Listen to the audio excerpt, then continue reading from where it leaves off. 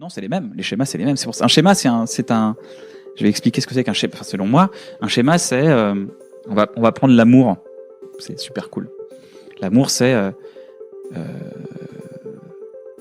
J'ai un idéal d'amour. Pour moi, l'amour, c'est deux personnes qui s'aiment parce que l'amour, c'est génial, parce que j'y crois, parce que j'ai vu les autres amoureux et parce que j'ai envie que ça m'arrive. D'accord ?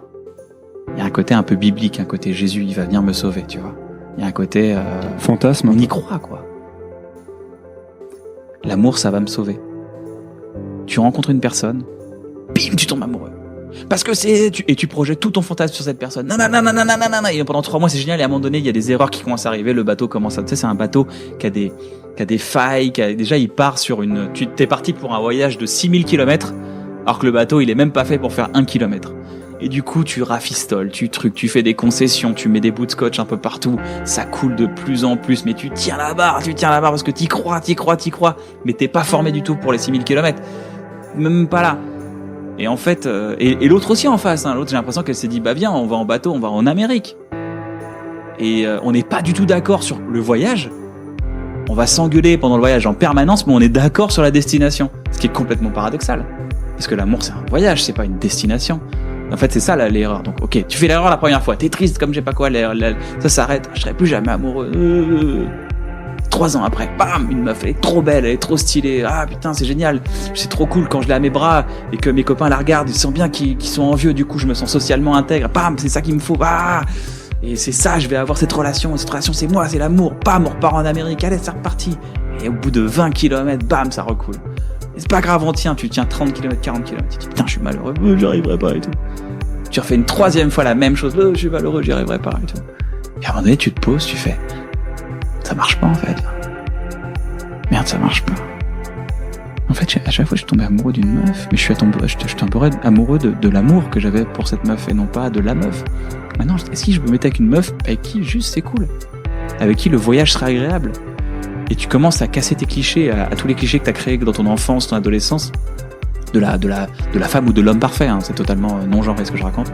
C'est juste l'autre qui va t'apporter. Mais déjà, pourquoi l'autre va m'apporter quelque chose? Pourquoi l'autre? T'imagines la pression que je lui mets? Je lui mets mon bonheur d'entre les mains. Je lui dis, vas-y, rends-moi heureux. Parce que tu vas me sauver.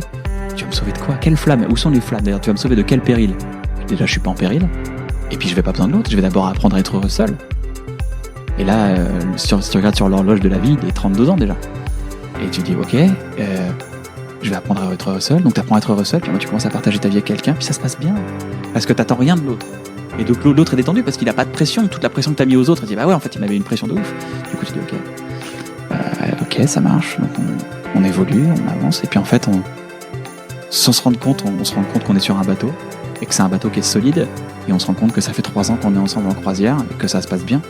Et comme si des fois on s'engueule, ça n'atteint pas les fondations du bateau, c'est juste qu'on est... des fois, voilà, il y a des éléments extérieurs, donc la mer est agitée, du coup on doit gérer ensemble.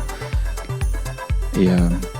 ou des fois on s'embrouille, mais je pense que on se retourne et on se dit, ah cool, en fait je me rends pas compte que je me suis embarqué dans un voyage. Avant je voulais juste voyager, mais là je voyage sans même me rendre compte. Et je pense que c'est ça le schéma, c'est quand tu te rends compte que tu es dans des schémas, des cycles, et que tu répètes toujours les mêmes erreurs. Voilà, ça c'est un schéma.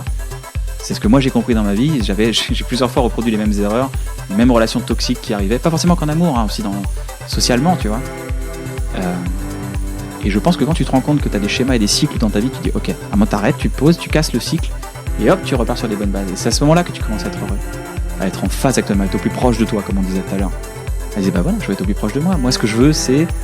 je sais pas, par rapport à ton fantasme de l'amour, moi j'aimerais avoir quelqu'un avec qui sexuellement ça se passe bien, avec qui tu peux discuter, et puis des fois t'ennuyer.